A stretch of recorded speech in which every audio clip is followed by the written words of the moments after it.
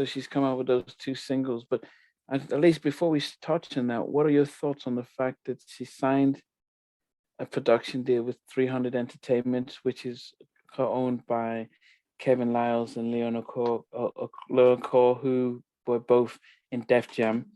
They formed this 300 Entertainment, signed Megan Thee Stallion and a few other hip hop acts, and now they've sold their label for almost $500 million a week after they signed Mary on their new their group. So, what are your thoughts on the fact that they've created a label and they've sold it now? What's his name? Jay King said, "Look, because I talked to him about Bob Johnson selling BT, and he says, look, every business has a price, and if they give you the right price, you sell it and you start something else." Right. So people would say I think that they overpaid for that one, though. Be honest, I feel like they overpaid for that 300 Entertainment. I mean, they don't have no big stars like that. I mean, they have Megan Thee Stallion and Young Thug, but I mean, that's not really major on any level. So my thoughts on it, um, it could go either way. I have mixed feelings about it. What I feel like it was a bad decision, but then again, I can understand why she did do it, and it might have been a smart decision. And the reason I say it, well, I'm gonna talk about both reasons. Bad decision is because a week after you signed to the label, they done sold the label. Which I already talked about this in the comment sections a few weeks ago about 300. I don't know if it was a few weeks ago or maybe it was last week.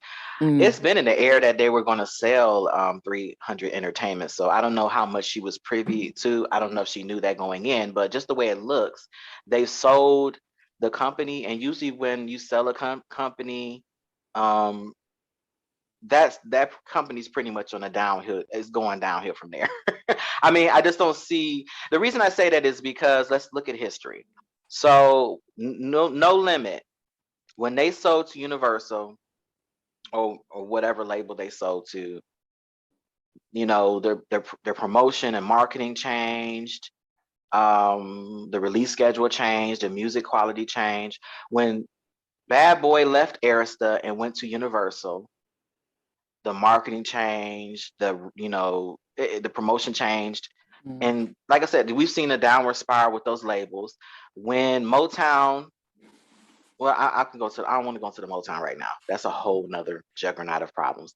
Yeah. But it's so many different labels that once they were sold to another label and working through a different channel of people, you know, it just didn't work out, and the label either folded or all of the artists ended up being absorbed into the main label. But that's a whole nother story. I'm not going to get into all that.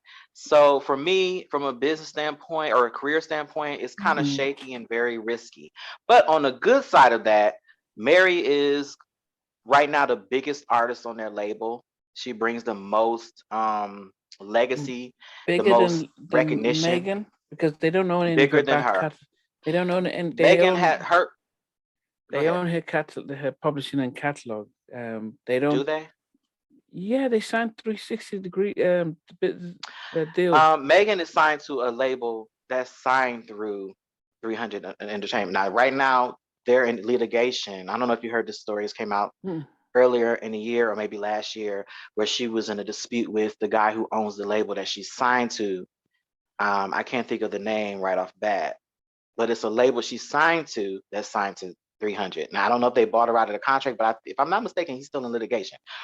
So he owns her actual, masters or whatever.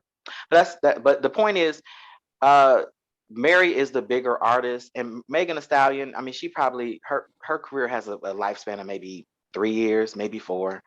Mary has been out for almost 20, 30 years. So she's bringing something different. She's on a label where there are no other big R&B acts. So all of that money and attention will go to her. Just like with we saw when Beyonce on Columbia, when they had A-Marie, they were pulling from all these other artists and stuff from their resources to promote Beyonce. So now Mary has that opportunity to be on a label where she can be focused. When she was signed to Geffen Interscope, she had to compete with all these other different artists at the time that were probably outselling her, probably more of an attention, getting the attention. With 300, she's the only, she can basically be a flagship artist, basically, if she plays her cards right. So, and she's, like I said, she has good connection to people, but like I said, it just depends on who's in control of her career. And it depends on the type of music she puts out.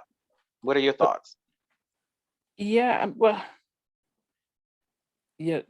Kevin is still staying on and running the label, even though he's sold it. So they I think they got the maximum amount they could get, and they may get more push.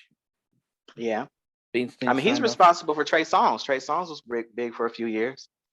In R&B world terms, he was big. Yeah.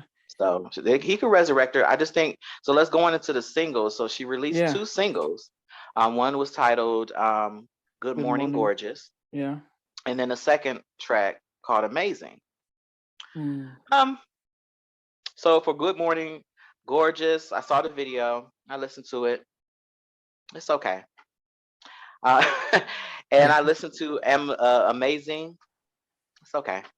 I mean, but I find myself saying that a lot with a lot of the music today that's released. We talked about with Can We Talk the power of a strong, powerful single. Yeah. And I don't hear that. And Mary used to have songs that were distinctive. And I mean, these songs, "Good Morning, Gorgeous," it's the run of the mill Mary J. Blige song, but it's the kind of song that 20 years ago would have been track number 13 or number 16 on her album. It wouldn't have been a single. Like, it's kind of slow grind. It's like a slow burn. It's not really a distinctive melody to it. It's not very catchy, but it's just got all of these self-empowerment, self-love themes in it. The stuff she's known for now. What kind of track should she have tried to come out with?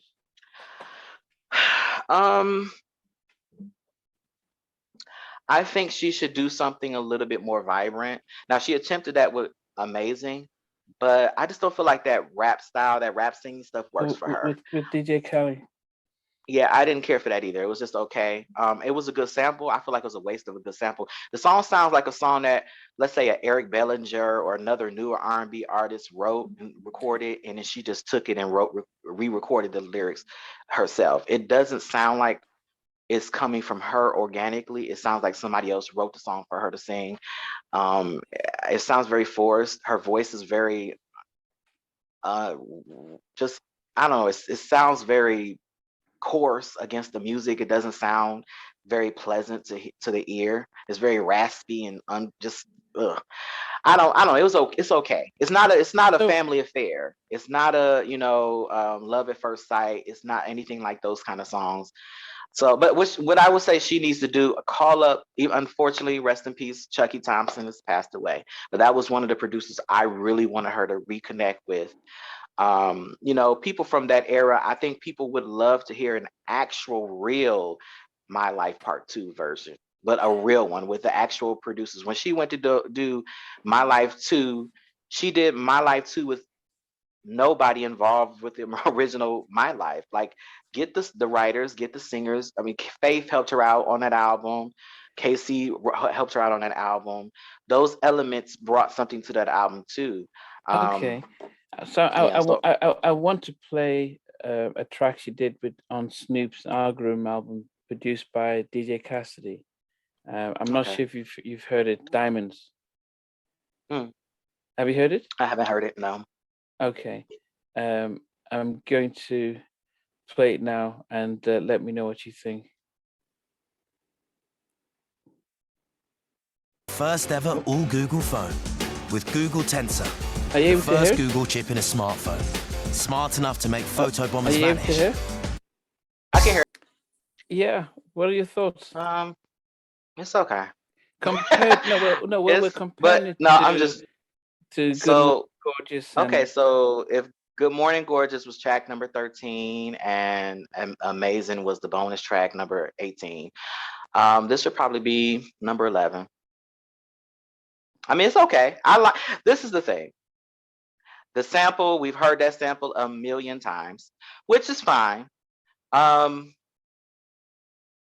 it's nothing really catchy about it. Like I would never, like if you turn the song off and I came back to it 2 hours, if you came to me 2 hours from now and asked me how did that song go, I wouldn't even be able to sing it to you. I wouldn't remember it. So it's not memorable. She's not giving you any kind of vocal anything. It's like she's kind of gotten herself confused with a rapper. Like I think she's riding that wave now because she knows that she's the queen of hip hop soul and all of the hip hop artists embrace her like auntie. And so she's kind of playing that role. But ask the people that are fan, like I'm a super huge Mary J. Blige fan. Like she's one of the first artists I actually would say I was a fan of. And I just can't get with anything she does. It's just one of those things. But like I said, sometimes you grow out of certain people. I feel like what she does now is minimum singing. It's like rap singing almost. I don't know. It just doesn't move me. I feel like I just don't. It doesn't move me. It's okay. And I mean, okay is not bad, but it's not memorable. It's not something that we're going to be talking about from 20 years from now. That sounds like a mixtape song. And then if you're gonna do the song, I would have took Snoop Dogg off. I don't think Snoop Dogg needs to be on the song. I would have put maybe Method Man on there. If you're gonna play with some nostalgia, put Method Man on there as the rap feature because I don't think Snoop Dogg did anything noteworthy on the track. But the track is good. It was a good idea. It's just the hook is very boring and unmemorable. So but it's okay. Again, it's not going to get my streams or my money or whatever. But and I don't know that it's going to connect with. That's the thing. A lot of these older artists, they're following the trends. But what young person is going to listen to that? I mean, let's be honest. What person under 25 years old is going to play that song and not play LMA or not play SZA? Who's going to play that? If you're going to chase trends, get with the people that are writing with SZA. Get maybe SZA to write a song for you, or somebody like Summer Walker. Do a song with Summer Walker. If you're going to chase trends. If you're not going to chase trends, then do the songs and the music that is familiar to us that we know is going to work. Because I can think of all kinds of things that she could sing. Other samples that we would love to hear her voice on.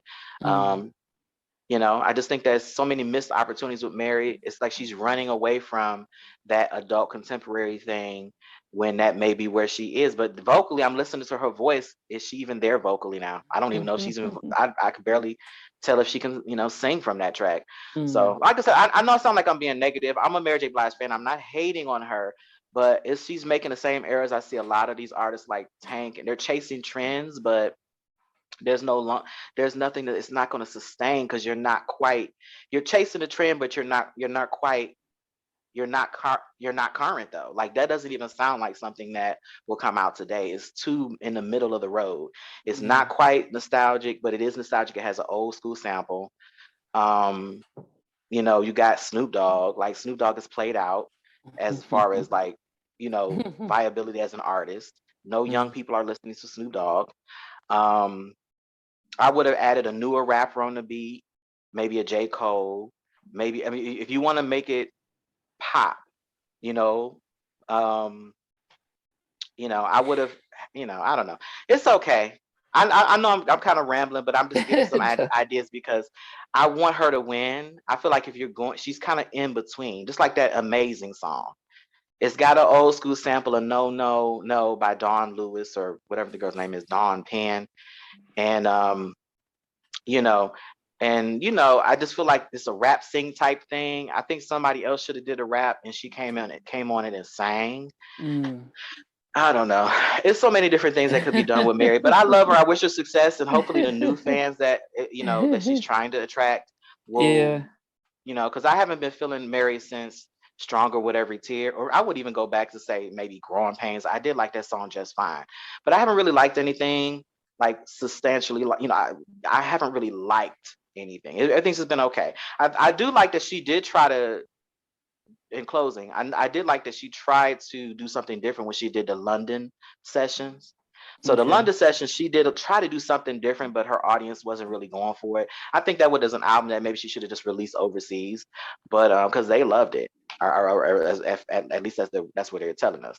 Yeah. Because Sam Smith had wrote a lot of songs on that album. She did the songs with Disclosure, a lot of electro, pop, R&B.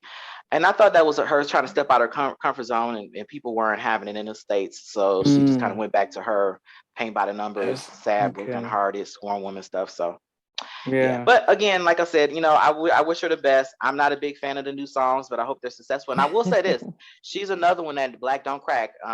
Mary J. Blige looks great. She looks really good. Yeah. I have never known her to sell her sexuality, but I know she's kind of relying on that now. Like she's just all of a sudden she's busting out, giving us body yaddy yaddy. Yeah. She's showing us, cleavage and skin now all of a sudden. So she really feeling herself in her. She's 50s, living her 50 diamond life. So yeah, that's why. Hopefully we can all live like that when we get to that age. Yeah. Anyway, it's been a great edition of Can We Talk. It'll be as great as we put it out. The channel is growing bit by bit, so we appreciate everyone who watches, who comments, who likes, and who shares. It's been a blessing. It's always an honor when we get new people joining, subscribing to the channel and supporting us. So that's hopefully one of these days we go live and we all have a conference where we're able to communicate with you guys live. But we'll see plans for the new year. All right, I want to wish everybody a happy holidays and a great new year. There's a lot of great things on the horizon, not only with the channel, but just in life in general. Always stay optimistic and positive, and turn everything that seems like a challenge into an opportunity. Definitely, all right, definitely. This is Omar from the States signing off. And it's Nnamdi here in the UK. Till next time.